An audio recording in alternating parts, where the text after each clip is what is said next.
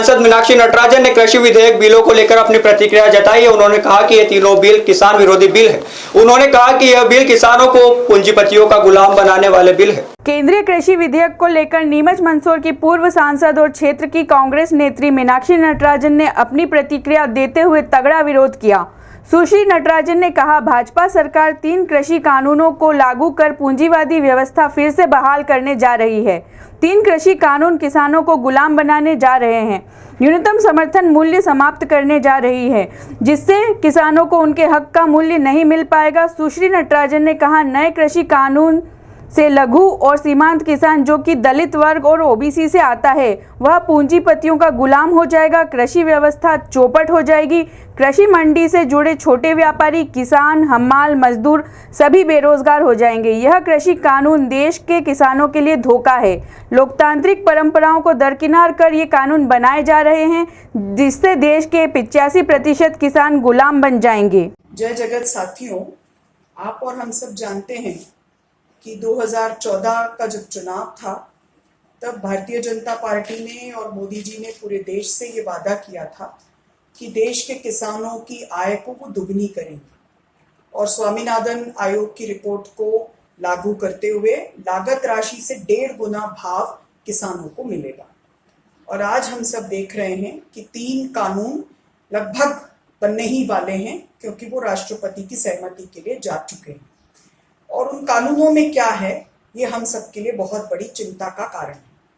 2014 में शांता कुमार कमेटी की रिपोर्ट आई, जिसने ये कहा कि हम निजी मंडियों की स्थापना करेंगे और ये भी कहा गया कि न्यूनतम समर्थन मूल्य की व्यवस्था को समाप्त किया जाएगा। आज सदन में न्यूनतम समर्थन मूल्य घोषित तो किया गया है, लेकिन लगता है कि एक बड़े साजिश के तहत धीरे धीरे न्यूनतम समर्थन मूल्य की व्यवस्था से ये सरकार समाप्त करने की दिशा में बढ़ रही है।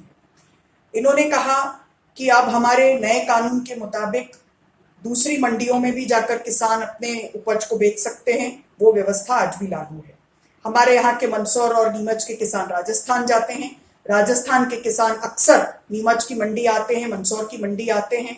इन्होंने इस बिल के तहत जो प्रस्तावना रखी है, जो कानून बनाने जा रहे हैं, उसमें इन्होंने कहा है कि हम आड़तियों की व्यवस्था को समाप्त करेंगे।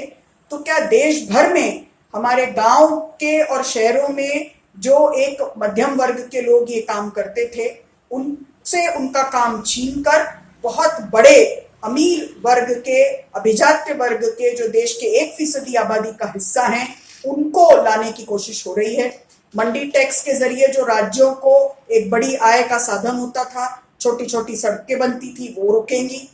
समर्थन मूल्य में खरीद होना बंद होगा और पूरी तरह से हमारे देश के किसान एक बार फिर, जैसे नील की खेती करने वाले किसान अंग्रेजी बड़े ठेकेदारों के गुलाम हो जाया करते थे, अपनी ही जमीन पर हमारे देश का 85% जो लघु और सीमांत किसान है, जो ज्यादातर दलित और आदिवासी वर्ग से आता है, पिछड़े वर्ग से आता है, वो पुनः गुलामी की ओर जा रहा है। इसका हम सब विरोध करते हैं। सुश्री नटराजन ने कहा, मंदसौर नीमच क्षेत्र किसानों का क्षेत्र है। यहाँ के किसानों ने बलिदान दिया है। कांग्रेस की सरकार ने मध्य प्रदेश में किसानों का कर्जा माफ किया और भाजपा किसानों को साफ कर रही है। इसलिए जरूरी है कि तीनों कृषि कानूनों का विरोध करें। ये तीनों काले कानून हैं। मध्य प्रदेश सरकार को इसे मध्य प्रदेश की धरती पर लागू नहीं करने दिया जाए। दूसरा, इन्होंने एसेंशियल कमोडिटी एक्ट में प्रावधान को बदला है। उन्होंने अब तक केवल किसान अपनी उपज को बचा सकते थे, अब एक तरह से जमाखोरी को इन्होंने वैधानिक करने की कोशिश कर रहे हैं। इसका जो दूर असर होगा वो हमारे आम उपभोक्ताओं पर होगा, मध्यम वर्ग पर होगा। महंगाई अनाप शनाप बढ़ेगी और इस तरह से जो आज कृषि पहले से ही घाटे में है, जिस तरह से आज मध्यम वर्ग के लोग परेशान हो रहे हैं, उनकी परेशानी और बढ़ेगी। और जिस तरह से ठेका पद्धति को शुरू करने की कोशिश हो रही है, ये हम सब लोगों के साथ सरासर धोखा है। आज केंद्र सरकार जो पहले कहती थी कि कृषि की आय को दुगना करेगी, स्वामीनाथन आयोग की सिफारिशों को लागू करेगी, अब सुप्रीम कोर्ट में हलफनामा देकर ये कहती है कि हम उस आयोग की रिपोर्ट को लागू कर ही नहीं सकते। ये इस देश के किसानों के साथ बहुत बड़ा अन्याय है, बहुत बड़ा धोखा है। और अगर इनको इनकी नीतियों पर विश्वास होता, किसान के प्रति इनकी सोच ईमानदार होती, तो वो किसानों से बात करते।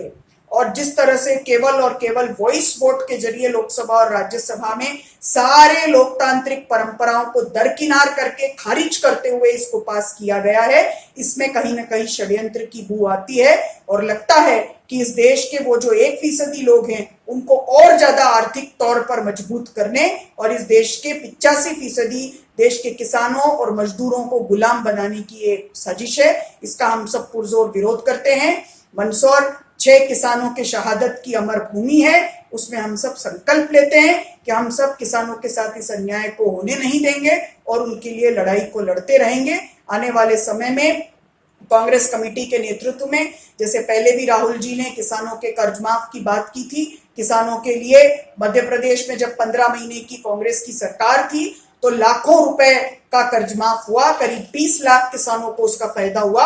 हम विश्वास ये दिलाना चाहते हैं कि अगर पुनः कांग्रेस को यहाँ मौका मिलेगा तो न केवल कर्ज माफ होगा बल्कि ये जो तीनों काले कानून हैं इसको मध्य प्रदेश की विधानसभा में प्रस्ताव लाकर इसके खिलाफ हम काम करेंगे और आह्वान करना चाहते हैं वर्तमान सरकार से कि वर्तमान मुख्यमंत्री जी अगर सही में किसान के बेटे हैं तो वो भी रेजोल्यूशन लेकर आए और इन तीनों काले कानूनों को खारिज करें और कम से कम मध्य प्रदेश की सरजमी से इन तीनों कानूनों को बहिष्कृत करें। बहुत बहुत धन्यवाद। जय